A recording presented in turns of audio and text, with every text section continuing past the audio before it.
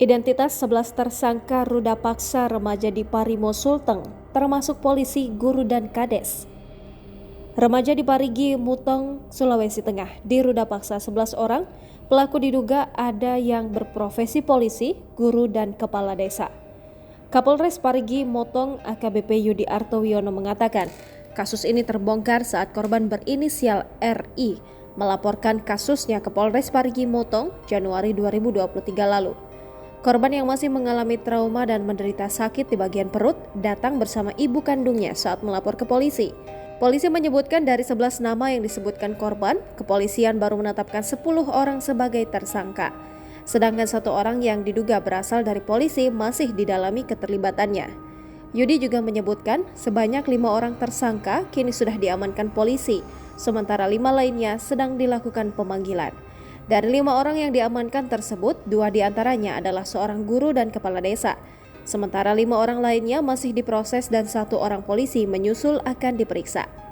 Para tersangka yang sudah ditahan berinisial EK alias MT, ARH alias AF, berprofesi guru, AR, AK, dan HR, kepala desa. Sedangkan pelaku lain yang akan dipanggil yakni AL, FL, NN, AL, dan AT. Selain menangkap pelaku, polisi juga menyita 2 unit mobil jenis Honda Jazz dan Mitsubishi Triton yang digunakan pelaku untuk melakukan hal keji kepada korban. Para pelaku diancam pasal 81 ayat 2 Undang-Undang RI tahun nomor 17 tahun 2016 tentang penetapan pemerintah pengganti Undang-Undang nomor 1 tahun 2016 tentang perubahan kedua atas Undang-Undang nomor 23 tahun 2002 tentang perlindungan anak dengan ancaman paling singkat 5 tahun dan paling lama 15 tahun. Ayah korban ZN mengatakan para keluarga pelaku sempat mencoba memberikan sesuatu kepadanya sebagai tanda damai, namun ia tolak. Keluarga pelaku yang anggota keluarganya ditahan mendatangi ZN di Poso.